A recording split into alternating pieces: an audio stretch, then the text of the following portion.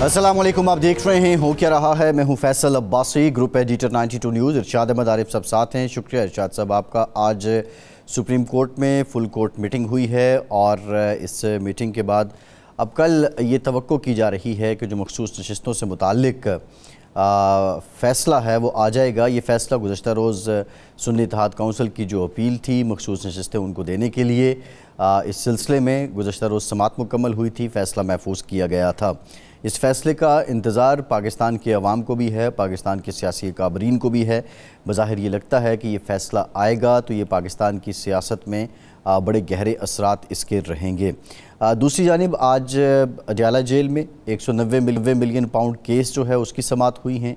साबिक़ वज़ीर दिफ़ा और पाकिस्तान तहरीक इंसाफ के साबिक़ रहनुमा, बड़े कलीदी रहनुमा परवेज़ खटक ने अपना जो बयान है बतौर गवाह वो कलमबंद करवाया है और 31वें गवाह थे परवेज़ खटक।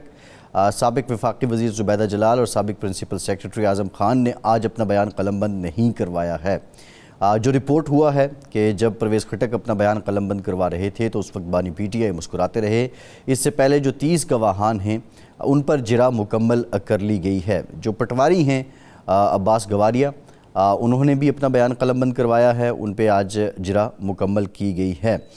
दूसरी जानिब जो पाकिस्तान के मौजूदा वज़ीर दिफ़ा हैं ख्वाजा आसिफ साहब, वो ये फरमा रहे हैं कि मुल्क में जामे मुज़ाकरात की ज़रूरत है, अपोजिशन के साथ मुज़ाकरात होने चाहिए और अपोजिशन को मुज़ाकरात में बैठना चाहिए। आशूरा के बाद अब हुकूमत की तरफ से कहा जा रहा है कि ग्रैंड APC ग्रैंड डायलॉग शुरू होगा और इस APC में तमाम जो पाकिस्तान की सियासी जमातें हैं उन्हें मदऊ किया जाएगा। बुनियादी तौर पे जो अज़्म इस्तेहकाम है उस तनाजुर में ये APC का इनेकाद हो रहा है, लेकिन जब सियासी लोग बैठेंगे तो ये भी एक सवाल है कि पाकिस्तान में जो सियासी इस्तेहकाम है क्या ये उसकी जानिब भी एक कदम होगा।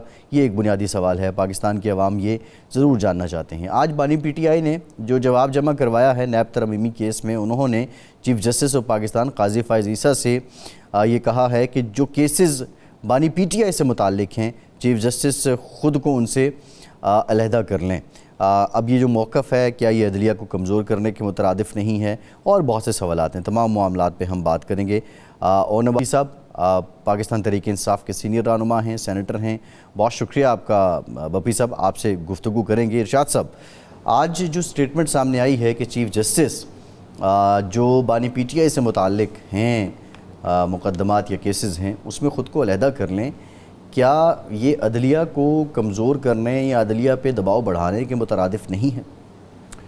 अब सब ये एक रूटीन का मैटर रहा है और कई केसेस में ऐसा होता है कि कोई एक फरीक या कोई एक जो वो होता है दरख्वास्त गुज़ार मुद्दई या मुद्दा अलैह, वो किसी जज के हवाले से रिजर्वेशन देता है और वो कहता है कि जी आप मेरा केस ना सुनें।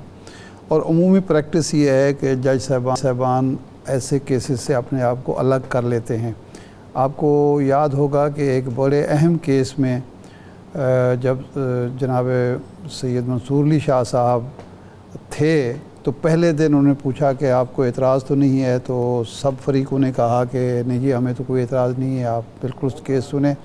लेकिन जब वो समाअत शुरू हुई तो हुकूमत ने कह दिया कि जी आप हमारा केस ना सुने, और मंसूर अली शाह साहब ने उसी वक्त अपने आप को विदड्रा कर लिया था। ये वैसे होता जज की सवाबदीद पर है, इस पर बाकायदा कई रूलिंग आ चुकी हैं या कई फ़ैसले आ चुके हैं कि जज अगर मुनासिब समझता है तो वो अपने आप को अलग कर लेता है। अगर वो ये समझता है कि मैं इंसाफ नहीं कर पाऊँगा या वो जो फरीक मुतलका है वो मेरे फ़ैसले से मुतमईन नहीं होगा या और भी कई वजूहात हो सकती हैं, तो फ़ैसला जज ने ख़ुद करना होता है। लेकिन हर फरीक को ये हक़ हासिल है कि वो किसी भी जज पर जज से ये रिक्वेस्ट करे या जज से ये कहे कि जी आप मेरा केस ना सुने। इसको मेरे ख़्याल है दबाव नहीं कहा जा सकता। दबाव ये होता है कि आप किसी जज के ख़िलाफ़ कोई प्रोपेगेंडा मुहिम शुरू कर दें, किसी जज के हवाले से कोई नाज़ेबा रिमार्क्स देना शुरू कर दें या ऐसी स्कैंडलाइज करने की कोशिश करें, तो उसको दबाव कहा जाता है। ये आम प्रैक्टिस है। अब ये फ़ैसला चीफ जस्टिस साहब ने करना है कि वो इस केस को सुने ना सुने, जो ऐसे केसेस जो बानी PTI के हवाले से हैं। فیصلہ بہرحال انہوں نے کرنا ہے اور وہی فیصلہ حتمی ہونا ہے. بالکل ٹھیک ہے. بپی صاحب کی طرف بھی چلتے ہیں. آج بپی صاحب ایک سٹیٹمنٹ اور سامنے آئی کہ شہباز شریف تو صرف فیتے کاٹنے کے لیے اور آپ مذاکرات بھی اسٹیبلشمنٹ سے کرنا چاہتے ہیں. یہ آپ کے مذاکرات کی کہانی ہے کیا؟ ایک دھڑا آپ کا کہتا ہے کہ سیاسی حقیقتیں ہیں، مسلم لیگ نون بھی، پیپلز پارٹی بھی، ان سے مذاکرات کریں گے. دوسرا دھڑا کہتا ہے جی ان سے مذاکرات نہیں ہوں گے، مذاکرات تو صرف اسٹیبلشمنٹ سے ہوں گے. یہ اتنی کنفیوژن اٹ سیلف کیا ہے؟ اپیرنٹلی کیا آپ صرف مذاکرات کو پوائنٹ سکورنگ کے لیے تو نہیں استعمال کر رہے اور ایک کنفیوژن پھیلا کے آپ آئی بالز بھی کیپچر کر رہے ہیں، آپ پولیٹیکل مائلیج بھی لے رہے ہیں؟ اعوذ باللہ من الشیطان الرجیم، بسم اللہ الرحمن الرحیم. میں پہلے تھوڑا سا ارشاد عارف صاحب نے جگہ اسی میں تھوڑا سا ایڈ آن کر دوں کہ اگر کسی جج کو، اور پورے پاکستان میں نہیں پوری دنیا میں، اگر کوئی شخص کوئی مدعی کسی کہہ دے کہ جج صاحب آپ اس مسئلے سے اپنے آپ کو ریکیوز کر لیں، چاہے اس کا جتنا بھی کمزور پرنسپل گراؤنڈ ہو، وہ جج نارملی سٹیپ ڈاؤن کر جاتے ہیں. اور پاکستان میں بھی اچھے جو ججز ہمارے رہ گئے وہ ریکیوز خود کو کرتے رہ گئے. سو بانی پی ٹی آئی عمران خان صاحب نے جو آج ان کو کہا، اس کے پیچھے ایک بہت بڑی ریزننگ موجود تھی. سپریم جوڈیشل کاؤنسل کا جو ریفرنس ہے وہ ایک بائسڈ انہیریٹنس موجود ہے، جس کے تحت ہمیں شک ہے کہ وہ ان فیصلوں پہ اثر انداز ہو سکتے ہیں. یہ جو محفوظ نشستوں کا کیس ہے، اگر آپ کو یاد ہو پہلی دفعہ جب یہ سٹارٹ ہو رہا تھا تو 2-3 ججز نے سوال پوچھا. انہوں نے کہا جی یہ جو فیصلہ ہے یہ بیسیکلی اس کا سرا تو وہیں جاتا ہے جس دن آپ نے بلے کا نشان پاکستان تحریک انصاف سے لیا. اگر اس وقت یہ ججمنٹ نہ آتی تو شاید آج محفوظ نشست کا کیس چل ہی نہ رہا. سو وہ کیس جو آپ کے کسی فیصلے کی وجہ سے جنم لے رہا ہے اس وقت، جو ایک کنٹروورسی پیدا ہے، آپ پھر اس میں فیصلے میں بیٹھ گئے تو اس میں لائکلی چانس ہے کہ چیزیں اوپر نیچے ہو سکتی ہیں. سو خان صاحب نے جو کہا وہ رائٹلی سیڈ، اس پہ کوئی کرنے کی ضرورت نہیں ہے. ہم تو پھر بھی عزت سے ریسپیکٹ کر رہے ہیں کہ جی آپ ریکیوز کیجئے، آپ گورنمنٹ کے رویے چیک کیجئے. اس دن جب آپ سے 2 ہفتے پہلے جب سینیٹ میں گئے تو مختلف سینیٹرز کا اپنا پرسنل وینڈیٹا جسٹس اطہر من اللہ سے ہو سکتا ہے، لیکن اعظم تارڑ کا، سیٹنگ لا منسٹر کا، اس پہ ڈائریکٹلی تنقید کرنا، اس طرح کی بات کم از کم آپ نے تحریک انصاف سے نہیں سنی ہوگی. تو ہم نے بڑا پرنسپل گراؤنڈ پہ ریکویسٹ کیا، آئی ایم شیور کہ وہ اس کے اوپر تھوڑا سا سوچیں گے and they will let it go. Number 2 نہیں یہ بپی صاحب، لیکن ہم نے رؤوف حسن صاحب سے تو بہت ساری باتیں سنی ہیں، چیف جسٹس عامر فاروق صاحب کے حوالے سے بھی اور چیف جسٹس قاضی فائز عیسیٰ صاحب کے حوالے سے بھی. جی میں تو وہی کہہ رہا ہوں، میں نے یہی تو آپ کو ایکسپلین کیا ہے کہ اتنی سارے مطلب معاملات ہیں. کمنگ ٹو دی عباسی صاحب آپ کا سوال، ہم نے بارہا کہا ہے کہ ہم بات کرنے کو تیار ہیں، but to the people who matter. دیکھیے let's be realistic about it. Pakistan میں کون میٹر کرتا ہے؟ پاکستان میں کون ڈیسیژن میکنگ کرتا ہے؟ پاکستان میں چوائسز کون کر رہا ہے؟ سو اگر کال شاٹس کوئی اور کر رہا ہے، ٹھیک ہے، somebody else is decision maker، آپ جب ان سے پوچھیں گے تو obviously وہ ہمیں اسپیس کہاں سے دے سکیں گے؟ ہماری تو جو بیسکلی 3 چیزیں ہیں نا، ہمارے جو لوگ ٹرائلز میں ہماری لیڈرشپ، سیکنڈ ایئر لیڈرشپ جو ہے اس پہ ڈسکشن کی جائے، فیبرری 8 کے الیکشن پہ بات کی جائے. 3 یہ چیزیں ہماری ہیں. اگر وہ سمجھتے ہیں ان کے پاس کوئی اور چیزیں ہمارے خلاف ڈسکس کری وہ بھی لا سکتے ہیں، لیکن کیا یہ 3 چیزیں کرنے کے لیے شہباز شریف یا کوئی بھی اور حکومتی نمائندہ یہ اختیار رکھتا ہے؟ دیکھیں at the end of the day اگر وہ ہم سے بات کریں، ان کو کچھ نہ کچھ تو چھوڑنا پڑے گا. ہم تو دیوار کے ساتھ لگ چکے ہیں. میرا لیڈر جیل میں، اتنے جیسے بھونڈے کیس میں آپ نے، یعنی کہ پاکستان نے اسلام کی تاریخ میں 1400 سال میں کسی نے مخالف کو اس طریقے سے آگے پولیٹیکلی وکٹمائز نہیں کیا جو آپ نے خان صاحب کے ساتھ کیا. جو خبریں سنتا ہوں، میں نے تو وہ ٹرائل نہیں دیکھا، پر جس قسم کے سوالات عباس صاحب آپ نے پوری پارٹی مسلم لیگ نون کو دھکیل دیا اور ایک بندے پہ بھی کیس ثابت نہیں ہوا. اس وقت آپ کا نعرہ تھا احتساب کا. آپ نے ابھی چیف جسٹس صاحب کی بات کی ہے، ان کے خلاف آپ کے دور حکومت میں ریفرنس آیا، ان کی اہلیہ پہ الزام لگا، انہوں نے منی ٹریل فراہم کیا، وہ کامیاب ہوئے، ایک آگ کا دریا وہ عبور کر کے آئے. تو یہ کوئی زیادہ دور کی باتیں نہیں ہیں. آپ یہ بات کیوں نہیں مانتے کہ جو کل کو آپ کرتے رہے ہیں آج وہ آپ کو بھگتنا پڑ رہا ہے، اور الٹیمیٹ اس کا حل ڈائلاگ میں ہی ہے. اور اگر آپ نے اسٹیبلشمنٹ سے بھی ڈائلاگ کرنے ہیں تو آپ کو راستہ تو انہی لوگوں کے ذریعے چننا پڑے گا جن کو آپ کہہ رہے ہیں کہ صرف سرخ فیتا کاٹنے کے لیے رکھا ہوا ہے. بس پہلی بات تو یہ ہے کہ جب ہمارا دور تھا نا تو اس وقت آپ نے یہ جانا کہ بہت سارے ٹرائلز ہیں. ہمارے دور میں صرف ایک کیس شہباز شریف کے خلاف بنا تھا، باقی سارے کیس پولیٹیکل کیسز تھے یا کرپشن کیسز تھے، وہ پاکستان پیپلز پارٹی کے دور سے آ رہے تھے اور نواز شریف کے خلاف چلے گئے تھے. سو یہ پر ہمارا لینا دینا نہیں. پروف کرنا نہ کرنا، خان صاحب نے باہر کہا کہ نیب کون سا میرے کنٹرول میں تھا؟ نیب کو تو جس نے کنٹرول کرنا ہے انہوں نے کنٹرول کرنا ہے. کل وہ بیٹھا شہباز شریف کی میں نے تقریر دیکھی تو وہ کہہ رہے تھے کہاں ہے وہ تمہارے 300 ارب جو عمران خان صاحب تم کہتے تھے تم لوٹ کے لے آؤ گے، پھر نہیں لائے نا. प्रूव हुआ नहीं हुआ, उनको इम्यूनिटी हासिल थी नहीं हासिल थी, ये एक टेक्निकल इश्यूज है। Having said that, अगर गवर्नमेंट के पास कोई इंफॉर्मेशन आती है और वो और वो लीगल तरीके से उसको फ्लोट करती है, तो इसमें मैलाफाइटी इंटेंशंस तो नहीं थी हमारी खिलाफ।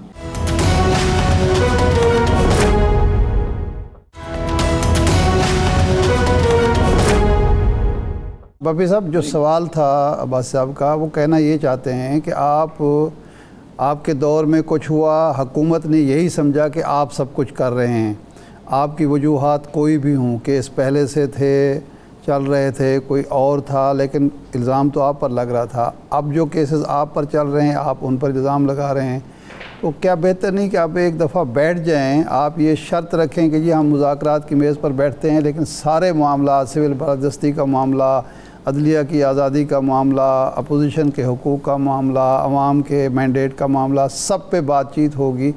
ये बेहतर नहीं, एक दफ़ा तय तो फिर भी आप दोनों ने करना है ना, आप दो तय कर लेंगे तो उसके बाद मामला ठीक हो जाएंगे। पिछले 2 महीनों में कम से कम 2 स्टांसेस मैं आपको बता सकता हूं कि खान साहब से जब पूछा गया कि क्या आप बात करना चाह रहे हैं, तो पहला उन्होंने आज से 1 महीना पहले कहा था कि मैं chief of the army staff के हवाले से एक बात आई थी कि मैं हर उस चीज़ के ऊपर डिस्कस करने को तैयार हूं जो मेरे पाकिस्तान के मफाद में बेहतरीन है। एपीसी के हवाले से पिछले हफ्ते पूछा गया क्या पाकिस्तान तहरीक इंसाफ एपीसी में जाए। देखिए सीरियस बात है, सीरियस ऑफर पहली दफ़ा आई।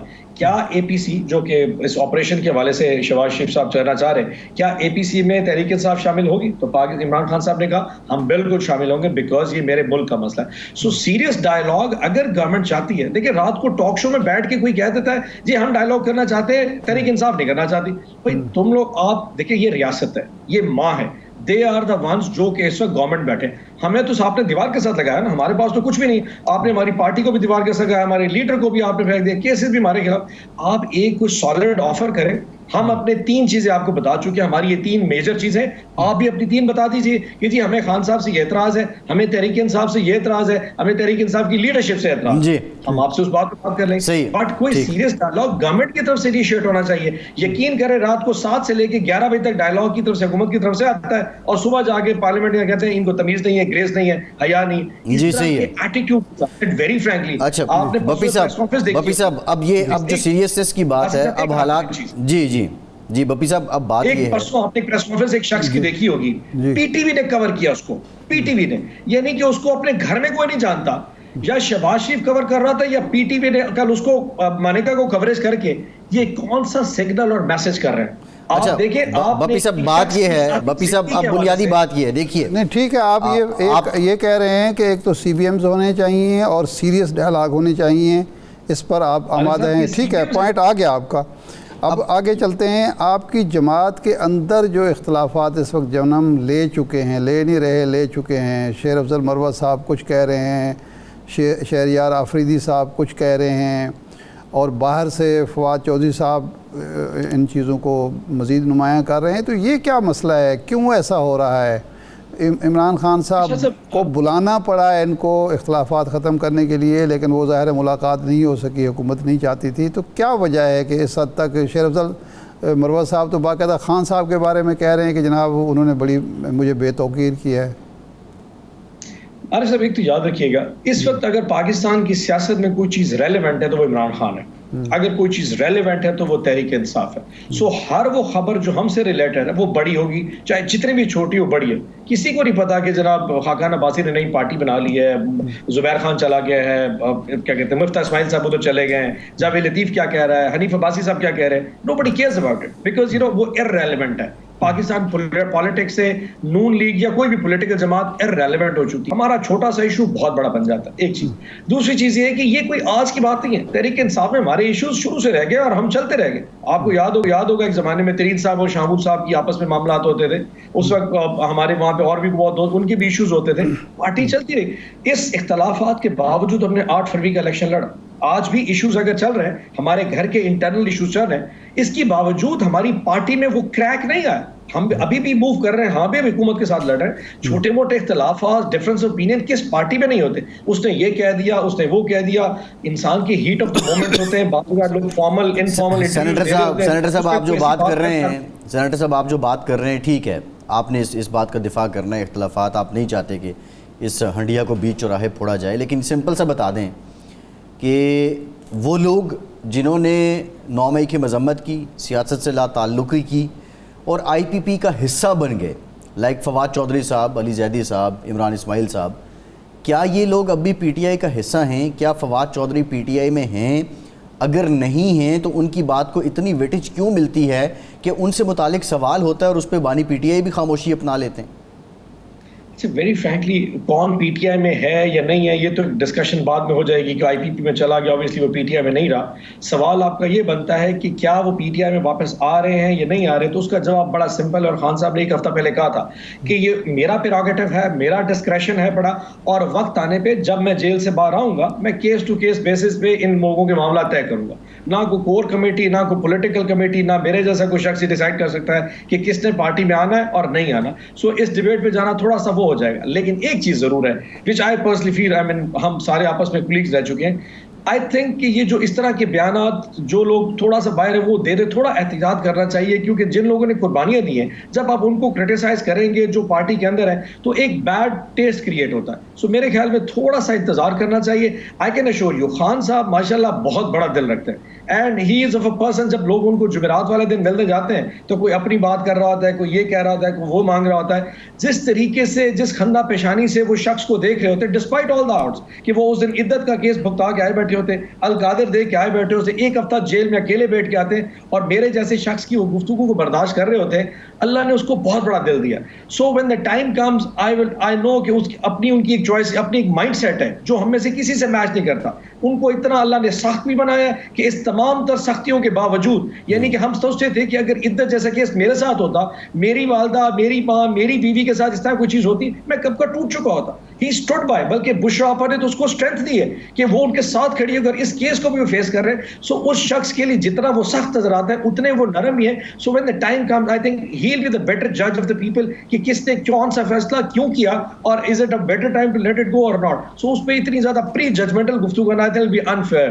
نہیں ببی صاحب، لیکن یہ کوئی جمہوری رویہ تو نہیں ہے نا کہ ایک شخص فیصلہ کرے گا. ایک پارٹی، ایک قائد اعظم نے ایک موقع پر گاندھی نے کہا کہ جی فلاں معاملے پر آپ کی رائے کیا ہے؟ انہوں نے کہا یہ میں رائے دینے والا کون ہوں، یہ میری جنرل کونسل یا ایگزیکٹو کمیٹی یہ فیصلہ کرے گی. تو یہ پارٹی کو فیصلہ کرنا چاہیے. قائد جناب عمران خان کی اس میں ان پٹ ضرور شامل ہونی چاہیے، لیکن ایک شخص کو یہ دے دینا، اسی کو تو آمرانہ رویہ کہا جاتا ہے. عارف صاحب، اب شاید آپ تو لاہور سے ہوں گے تو آپ تحریک انصاف کے تھوڑے ہمارے معاملات سے جانتے ہوں گے. جب یہ ہماری گورنمنٹ ٹوٹ رہی تھی، جب خان صاحب نے کہا نیشنل اسمبلی کا استعفیٰ دینا ہے یا پنجاب اسمبلی توڑنی ہے یا کے پی اسمبلی توڑنی ہے گورنمنٹ ہے، تو اوبیسلی فائنل ڈیسیژن خان صاحب کو آتا تھا. لیکن اس سے پہلے جو مشاورتی عمل ہے وہ خان صاحب تقریباً جو باہر کھڑا گارڈ ہے نا ان کا، اس سے بھی پوچھتے تھے کہ تمہاری کر رہے ہیں. وہ جو چائے پلانے آتا اس سے بھی پوچھتے تھے یار یہ جو بندہ بات کر کے کہ اس کے بارے میں تمہارے ہر بندے سے ہر چیز کی اوپینین ہے. بیکاز یو نو آج اللہ نے 26-28 سال کے بعد جس جگہ پہ ان کو پہنچا دیا وہ کوئی عام سفر نہیں تھا. سو اس لیے یہ کہنا کہ وہ single decision, he will talk to ایوری بڈی، وہ سب سے بات کریں گے، سب سے پوچھیں گے، فیصلہ وہ کر سکیں. کیونکہ میرے جیسا شخص جو بیٹھا ہوگا، اگر آپ میری رائے تو میرے اپنے بائسنس ہو سکتی ہیں، میری اپنی کسی سے کوئی پرسنل وینڈیٹا ہو سکتا ہے، یار یہ فلانا یہ تو کل کو جناب چیف منسٹر بن جائے گا، یہ فیڈرل منسٹر بنے گا، اس نے ایم این اے بن جانا ہے میری جگہ، یہ senator. So he knows each and everything. وہ سب کی سن کے جو فیصلہ کریں گے وہ جب ٹائم آئے گا اس وقت فیصلہ کر لیا جائے گا. بٹ بپی صاحب آپ کی بات ٹھیک ہے، آپ ایک ایگزامپل ہے. عباس صاحب ایک سیکنڈ، بپی صاحب یہ فرمائیں کہ یہ پنجاب میں آپ کی جماعت جو ہے وہ جلسہ نہیں اب تک کر پائی. حکومت نے رکاوٹیں بھی ڈالی، حکومت جو ہے منظوری بھی نہیں دیتی، این او سی بھی نہیں دیتی. لیکن اوورآل بھی ہم دیکھ رہے ہیں کہ کے پی کے میں جتنا لوگ ایکٹیو ہیں وہ پنجاب میں نہیں ہے. اس کی کیا وجہ ہے؟ ایون دین پنجاب اسمبلی میں پارلیمانی پارٹی کے جو لوگ ہیں وہ ایک دوسرے سے سوال کرتے ہیں کہ ہم باہر کیوں نہیں نکلتے، بات کیوں نہیں اس طرح سے کرتے جس طرح سے قومی اسمبلی میں ہوتی ہے یا کے پی کے میں ہوتی ہے. اچھا، ایک تو کے پی اور پنجاب کے حالات میں تھوڑا فرق ہے. وہاں ہماری سٹنگ گورنمنٹ، وہاں کی کے پی پولیس ہمارے ساتھ ہے، اتھارٹیز ہیں، سو آپ کے پورا روم اور اسپیس ہے. And I do understand and accept it کہ تبدیلی جب آنی ہے پاکستان میں خان صاحب کے حوالے سے، تحریک انصاف کے حوالے سے، وہ پنجاب میں آئے گی. بیٹل گراؤنڈ مین پنجاب ہی ہوگا. اب پنجاب میں جس قسم کے حالات وہ آپ کے سامنے ہیں. یہ جو ترنول کے جلسے کے حوالے سے جو NOC دیا گیا تھا، یہ پہلے روات میں تھا، پھر ترنول لایا گیا، اور ترنول ہماری چوائس ہے، ہماری F9 اور پریڈ گراؤنڈ. اس کے باوجود ہم نے ایکسیپٹ کیا، اور آخری رات وہ NOC بھی محرم کی اس ٹائم میں انہوں نے کینسل کر دیا، حتیٰ کہ ان کو پتا تھا کہ اسے ایک دن کے بعد محرم ہونا تھا. ہیونگ سیڈ دیٹ، ہمیں اندازہ تھا کہ پورے پنجاب سے جو لوگ اس جلسے کے لیے جا رہے ہیں وہاں پہ انہوں نے شیلنگ بھی کرنی تھی، لوگوں کو مارنا بھی تھا، اور ایک اور شاید فالس فلیگ آپریشن نہ ہو جائے. اس وجہ سے پولیٹیکل کمیٹی نے فیصلہ کیا جلسہ کالم. لیکن ہیونگ سیڈ دیٹ، عاشورے کے بعد ہم تقریباً فیصلہ کر چکے ہیں NOC یا نو NOC.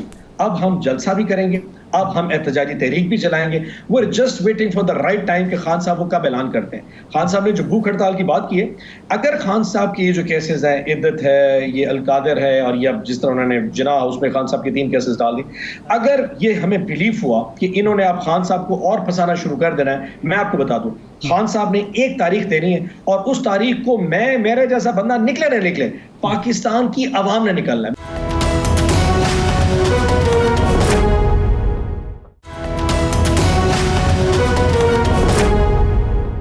میں ہفتے والے دن وہاں خانے وال کے انٹرچینج میں بیٹھا تھا جس دن اسلام آباد ترنول کا جلسہ تھا، تاکہ کانوائز کو مینج کر سکوں. یقین کریں وہاں پہ جو فیملیز آئیں، میں خود پریشان، یہ لوگ کون ہیں؟ اور جس وقت جلسہ وہ کینسل ہوا اور اس کے 2 منٹ کے بعد جو لوگوں نے ہمارے جیسے لوگوں کی ایسی تہذیب پھیری کہ تم لوگ خان صاحب کو آزاد نہیں کرنا چاہتے، یہ موومنٹ پاکستان کے عوام کی ہے، یہ PTI کی نہیں ہے. اب لوگ اپنے آپ کو خان سے زیادہ اٹیچ سمجھتے ہیں. میری بنسبت عام گھر میں بیٹھی ہوئی ماں، بہن، بیٹی، والد، وہ اپنے آپ کو عمران خان کے ساتھ اٹیچ ہے. جو جس دن خان نے کہنا ہے NOC جلسہ، ایوری تھنگ ول گو، ہم عوام کی طاقت کے پیچھے آٹومیٹک ان کے ساتھ موو کرتے جائیں گے. سو کسی MP MA نے کہنا یہ تحریک کب چلانی نہیں چلانی، خان صاحب نے ڈیٹ بتانی ہے، اور پاکستان اور پنجاب کی عوام وہاں خود بخود پہنچ جائے گی. لیکن میرے خیال میں گورنمنٹ کو عقل کرنی چاہیے. جلسے جلوس جمہوریت کا حصہ. ہمارے دور میں بلاول بھٹو زرداری ڈی چوک نہیں آیا تھا، ہمارے دور میں مولانا فضل الرحمان صاحب کشمیر ہائی وے نہیں آئے تھے. ہم نے تو کبھی نہیں روکا. آپ کو ڈر کس چیز کا؟ جسٹ بیکاز ان کا دل میں چور ہے، عوام میں ان کی پذیرائی ہے کوئی نہیں. آپ نے اپنے مریم اور شہباز شریف کو کبھی عوام میں جاتے دیکھا؟ اب جائیں نا، جا کے آٹے کی قیمتیں پتہ کریں. لوگوں کی آنکھوں میں جو غصہ ہے نا وہ ان کو نظر آتا ہے. اب یہ شرم سے لوگوں کو فیس نہیں کر پاتے. یقین جانیے ہم بھی تیار اور عوام بھی تیار ہے، جس وقت کا انتظار. ببی صاحب، یہ جو آپ نے آٹے کی بات کی ہے، آٹا، دالیں، گوشت، سبزیاں، دودھ، سب کچھ مہنگا ہو گیا ہے، عوام کی چیخیں نکل گئی ہیں. لیکن یہ اپوزیشن جو اتنی بڑی اپوزیشن ہے، جو یہ فیصلہ کرتی ہے، جو دعویٰ کرتی ہے کہ 180 سیٹیں ہم نے جیتی ہیں، وہ لوگ ہڑتالیں کر رہے ہیں. کبھی پیٹرول پمپ والے کہتے ہیں کہ جی ہم ہڑتال کریں گے، کبھی دوسرے کہتے ہیں کہ کسان جو ہے رول گیا ہے. اس پر بھی تو آپ کوئی ایسا تحرک پیدا نہیں کر سکے، ایسی فضا نہیں پنجاب میں پیدا کر سکے جس سے لوگوں کو پتہ چلے کہ آپ ان کے جذبات سے واقف ہیں یا ان کے جذبات کی ترجمانی کر رہے ہیں. اچھا صاحب، ذرا let's be heart to heart تھوڑے چلیں. کچھ شہر کے لوگ بھی ظالم تھے، کو ہمیں بھی شوق تھا. ہم نے ایشو ریز کیا گندم کا کہ جناب گندم میں 85 ارب، میں نے تقریر کی تھی سب سے پہلے اگر آپ کو یاد ہو سینٹ میں، کہ جی 85 ارب کی کرپشن ہوئی ہے، یوکرین سے گندم منگوا لی ہے، اور پنجاب کی گندم جو ہے وہ اس وقت گوداموں میں رول رہی ہے. اس وجہ سے گورنمنٹ پرچیز نہیں کری اور انہوں نے پرچیز نہیں کیا، تو پنجاب کا کسان رول گیا. ہم انتظار میں تھے کہ وہ ریاکشن آئے گا. ایشو یہ ہے کہ عوام کو بھی تو اٹھنا پڑے گا نا. آج اس وقت اگر 100 روپے یونٹ کے حساب سے آپ کو بجلی بھرنی پڑ رہی ہے تو وہ تحریک انصاف یا میں نے اکیلے نے تھوڑی بھرنی. مطلب پاکستان کی عوام کو بھی اپنے رائٹ کے لیے کھڑا ہونا پڑے گا. نہیں، عوام تو 8 فروری کو نکل آئے. انہوں نے آپ کو مینڈیٹ دے دیا آپ کے دعوے کے مطابق. انہوں نے تو نکل کر بتا دیا کہ جی ہم آپ کے ساتھ ہیں. اب آپ لیڈ کریں گے تو عوام نکلیں گے. میں آپ کو عرض کروں، بجلی کے بلوں کے حوالے سے جو معاملات چل رہے ہیں نا اس وقت، اس کے لیے اس کی لیڈ کرنے کی ضرورت نہیں ہے. اگلے اس دفعہ جب جولائی کا اینڈ میں بل آئے گا نا، آپ کو پتہ چل جائے گا آپ اس وقت بجلی کا یونٹ 48 روپے 75 پیسے بجلی کا یونٹ ہے. Additional tax, further tax, extra tax, FPA فلانا ڈال ڈو کے یہ تقریباً آپ کو 90 روپے 95 پر یونٹ پڑ جائے گا. تو پاکستان کی عوام کو سمجھ لگ جائے گی کہ اب ہوا کیا ہے. وہ ٹائم وہ ہوگا جس وقت تحریک انصاف اور عوام اکٹھے کھڑے ہو جائیں گے. ہیونگ سیڈ، ہر چیز کا ایک وقت ہوتا ہے. ہم بھی اس انتظار میں، شاید ہم سے تھوڑی دیر ہوئی ہو، میں یہ مانتا ہوں. اس تحریک کو چلانے یعنی آپ عوام کے منتظر ہیں، آپ عوام کے منتظر ہیں، وہ نکلیں گے تو آپ ساتھ دیں گے. اپنا ببی صاحب معذرت کے ساتھ، وہ جو ایک لطیفہ ہے کہ جی تپسی تے ٹھوس کر سی، یہ وہ کام تو نہیں ہو رہا کہ خود ہی کرم ہو کے پڑ جائے گی. ویری فرینکلی دیکھیں Irshad sahab, at the end of the day تکلیف تو عوام کی ہے. ہم اس کو ریپرزینٹ کرتے ہیں, ہم نیشنل اسمبلی میں, سینٹ میں, پروونشل اسمبلیز پہ اپنے ایشوز کو اٹھاتے رہتے ہیں. جب آپ تحریک چلاتے ہیں نا سڑک پہ عوامی ایشو کے اوپر, وہ عوام کی پذیرائی کے ساتھ ہوتی ہے, اور اس وقت وہ ماحول کریٹ ہو چکا ہے کہ عوام کھڑے ہونے کو تیار ہے. گندم کا جب ہوا تھا ایشو اسکینڈل, عوام پاکستان میں پنجاب کا کسان نکلا ہی نہیں, وہ 3900 4000 کی گندم اس کی 2500 میں بکتی رہ گئی, وہ 1500 روپے من نقصان کر کے گھر بیٹھا رہے گا کہ شاید تحریک انصاف لیڈ کرے گی. بپی صاحب سرکار چلی گئی تو لاسٹ بٹ ناٹ لیسٹ گزارش سر یہ ہے کہ بطور اپوزیشن آپ کا مقصد صرف اپنے بانی کو باہر نکالنا نہیں ہے, عوام کے ان ایشوز کی ترجمانی کرنا ہے, عوام کو لیڈ کرنا ہے, عوام کو تحریک آپ نے دینی ہے بطور اپوزیشن. فیصل بھائی یاد رکھیے گا, اصل ایشو وہی ہے بانی پی ٹی آئی. میں اس لیے نہیں کہہ رہا کہ میرا لیڈر ہے. پاکستان میں جو اس وقت جو بیسک ایشو ہے کہ پاکستان میں جو بیسک ہیومن رائٹس کی وائلیشن ہے, اور ایک ایسے لیڈر کو آپ نے ایسے گندے گندے مقدمے میں ڈالا, یہ پاکستان کے جتنے ایشوز ان کی بیس یہاں پہ پڑ رہی ہے. آج آپ کریکشن شروع کر دیں, اپنے مان جائیں کہ 8 فروری کو مینڈیٹ چوری کیا, آپ مان جائیں کہ عمران خان کو اپنے ناجائز ڈالا, یہ سارے کے سارے بے قصور ہیں, چیزیں خود بخود ٹھیک ہو جائیں. ورنہ آپ کو یہ نوٹیفیکیشن جو جاری کیا ہے کہ جی 18ویں گریڈ کا آفیسر کسی کا فون انٹرسیپٹ کرے, اس طرح کے نوٹیفیکیشن جاری نہیں کرنے پڑیں گے. یہ بڑے اس کو چیلنج ہو گیا, لیکن اس پہ بڑے سیورل لاز ہیں, بڑے دنیا کی ممالک ایسے کے پاس بھی ہے, برطانیہ کے پاس بھی ہے. بہرحال بپی صاحب بہت شکریہ آپ کے وقت کا. سینیٹر اون عباس بپی صاحب ہمارے ساتھ موجود تھے. پاکستان کی ٹیکس کہانی میں اتنے زیادہ نام ہیں کہ کچھ سمجھ نہیں آتی ہے. F E D, sales tax, income tax, extra tax, over tax, tax ہی ٹیکس بہت زیادہ ہیں. لیکن اور کون سے tax, super tax, mega tax, بہت زیادہ نام ہے. لیکن خلاصہ یہ ہے کہ جو tax to G D P ہے وہ اس سال 9% ہوا ہے, اور یہ 20% ہونا تھا این ایف سی کے بعد, اس وقت یہ طے ہو گیا تھا. بہرحال ہم 20% اچیو نہیں کر سکے ہیں, لیکن پاکستان کے عوام پہ یہ ٹیکسز کا بوجھ ہر سال بڑھا دیا جاتا ہے. اس وقت بنیادی نقطہ یہ ہے کہ پاکستان میں جو صنعت کار ہے اور تاجر ہے, اس پر جس طرح ٹیکس ایگزیمپشن ختم کی گئی ہے, ٹیکسز بڑھائے گئے ہیں, اس سے بے روزگاری میں کتنا اضافہ ہوگا, کاروبار کتنا رکے گا, اور کیا حکومت اس پہ سوچ رہی ہے, اس کو ریوزٹ کرے گی؟ اگر نہیں کرے گی تو جو پیچیدگیاں ہیں ٹیکس نظام میں وہ کیا ہیں؟ آج ہم اس پہ مفصل گفتگو کریں گے.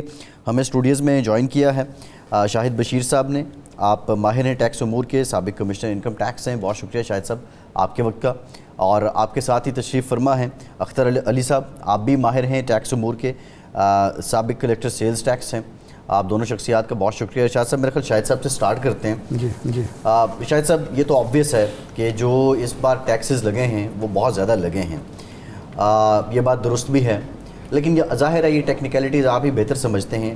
بنیادی طور پہ پاکستان ڈیپینڈنٹ ہے, پاکستان کی معیشت کی بہتری ایکسپورٹ پہ. ایکسپورٹ جتنی زیادہ ہوگی اتنی ہمارے پاس ریمیٹنسز آئیں گی, ڈالر آئے گا اور ہم خوشحال ہوں گے. لیکن جو کردار ہے ایکسپورٹر کا معیشت میں, اس بجٹ میں ان کے ساتھ کیا ہوا؟ بہت شکریہ فیصل صاحب. یہ تو سب جانتے ہیں کہ پاکستان میں ایکسپورٹرز کا بہت بڑا رول ہے, اکانومی میں بہت بڑا رول ہے, اور بجائے اس کے کہ ایکسپورٹرز کو فیسیلیٹیٹ کیا جائے اور انہیں آرام سے کام کرنے دیا جائے, اس بجٹ میں ایک بہت بڑی چینج آئی ہے. وہ یہ آئی ہے کہ صرف ایک ایکسپورٹر سے جن کو یہ فیسلٹی دی گئی تھی کہ ان سے جو 1% ٹیکس لیا جائے گا وہ final discharge of tax liability ہوگا, یعنی کہ وہ اس کے بعد انہیں کچھ نہیں کہا جائے گا, 1% ٹیکس دے کر فارغ ہے اور وہ فائنل ٹیکس ہے. لیکن اب کیا کیا ہے انہوں نے کہ اب انہوں نے وہ ٹیکس منیمم ٹیکس کر دیا ہے. اس کا مطلب یہ ہوا کہ ایکسپورٹرز کو اپنی انکم پہ اب ٹیکس دینا پڑے گا جتنی بھی انکم ہوگی, اور اس کے علاوہ ان سے 1% ایڈوانس ٹیکس بھی لے لیا گیا ہے. اچھا, اب دیکھیں نا کہ ایکسپورٹر جو کہ آپ کے ریمیٹنس میں اتنا بڑا رول پلے کر رہے ہیں, ان کو آپ نے ڈپارٹمنٹ کے رحم و کرم پہ چھوڑ دیا ہے کہ جیسے مرضی اب ان سے سلوک کیا جائے. تو میرے خیال میں کہ یہ ایکسپورٹر سے زیادتی ہے, اور ان کو اسی طریقے سے جیسے وہ سلسلہ ان کا چل رہا تھا ویسے ہی چلنا چاہیے.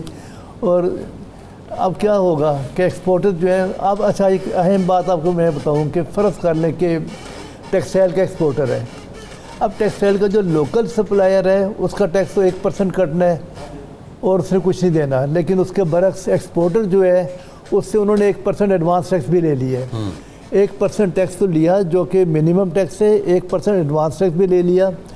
अब फ़र्ज़ कर लें कि 1% टैक्स जो ले रहे हैं उससे एडवांस वो एक्स्ट्रा है, तो कौन उसे रिफ़ंड देगा? रिफ़ंड तो यहाँ पे मिलते नहीं है। तो ये मेरे ख्याल में एक ज़्यादती एक्सपोर्टर के साथ, और हमारी तजवीज़ इसमें यही है कि एक्सपोर्टर्स जिस तरीके से पहले चल रहे थे कि 1% टैक्स उनका फाइनल टैक्स होगा, और जिस जस्तजू से वो रोल प्ले कर रहे थे इकॉनमी में और रेमिटेंस में, वो उन्हें करने दिया जाए।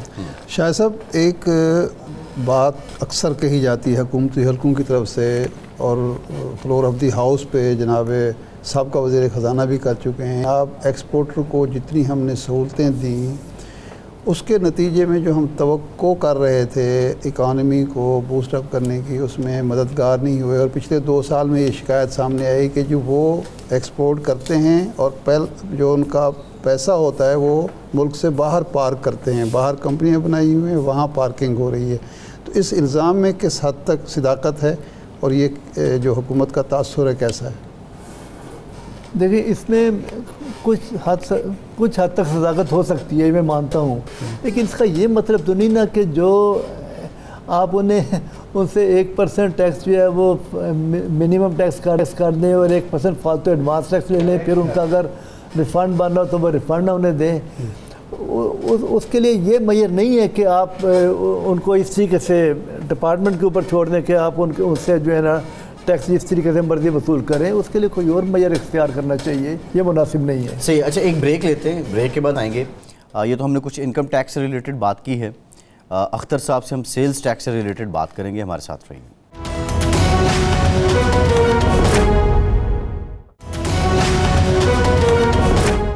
ब्रेक के बाद एक बार फिर से आपको खुशामदीद कहेंगे। अख्तर साहब, सेल्स टैक्स अब से चंद साल कबल तो ऐसे होता था कि लोगों को इसके बारे में इतना इल्म नहीं होता था, लेकिन अब लोग समझ गए हैं कि हम जो चीज़ ख़रीद रहे होते हैं उस पर हमें सेल्स टैक्स देना भी होता है, और इनडायरेक्ट टैक्सेस में सबसे इजी वे है गवर्नमेंट के पास टैक्स कलेक्ट करने के लिए।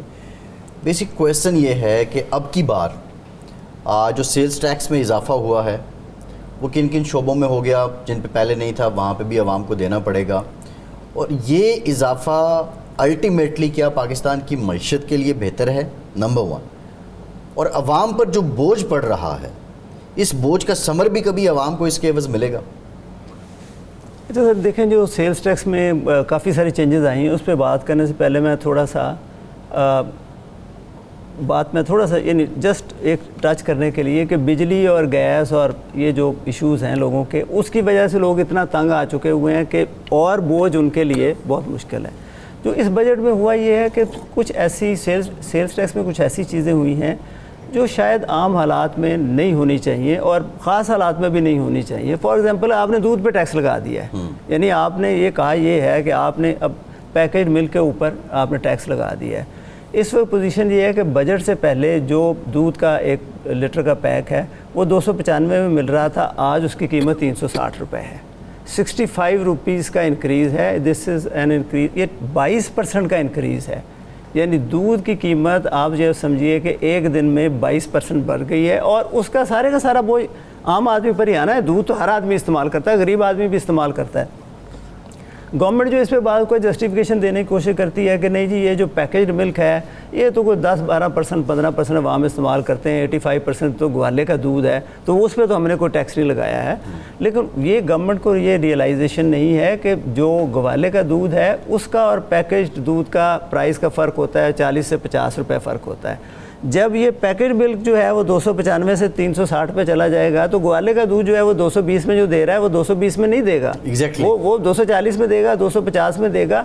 उसका इम्पैक्ट किसी ने वर्कआउट ही नहीं किया होगा कि आम आदमी जो उसके ऊपर क्या, जो 37,000 रुपये वो तनख्वाह लेके जा रहा है, अगर उसका दूध का खर्चा ही अगर वो 1 लीटर बच्चों को देना शुरू कर दे रोज़ाना और चाय के में इस्तेमाल करे, जो कि नॉर्मल चीज़ है, तो 10,000 रुपया तो उसका इस पर खर्च हो जाएगा।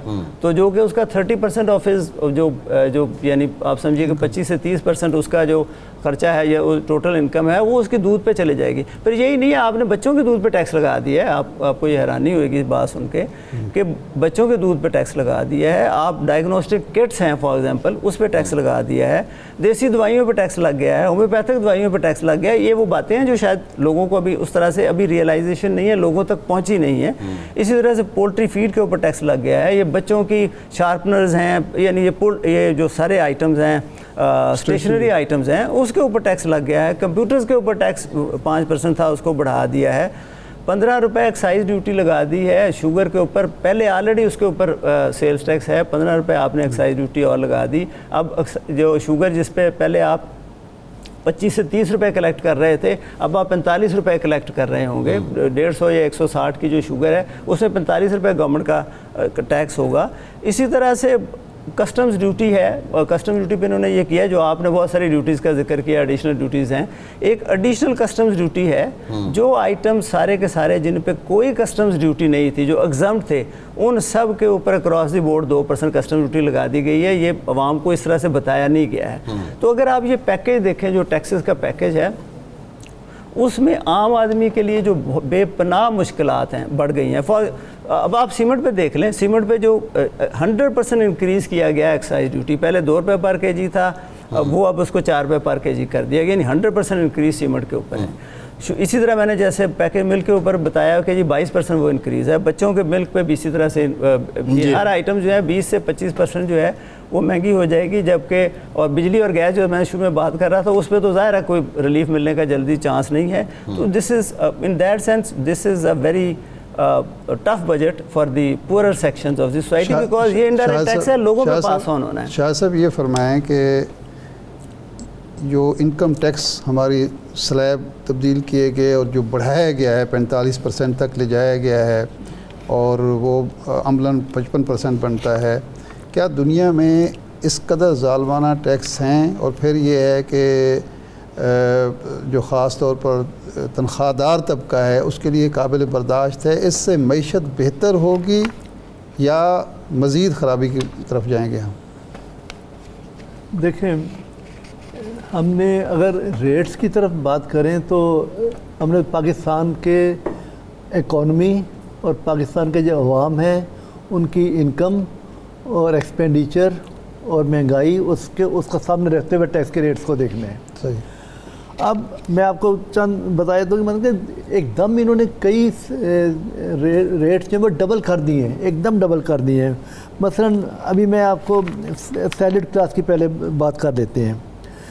सैलरी क्लास का रेट जहाँ पे 2.5% था, वो रेट बढ़ के एकदम 5% हो गया है, डबल कर दिया ना। अब ये रेट उस क्लास का है जो कि लोअर क्लास है सैलरी की, और उसके लिए 5% एकदम रेट डबल हो गया। इसी तरह सेकंड स्लैब जो था वो जो 12.5 सेकंड स्लैब 12.5% था, वो 15% कर दिया। थर्ड स्लैब जो है वो 22.5% जो था वो 25%, यानी कि हर स्लैब जो है ना वो बढ़ा दी है।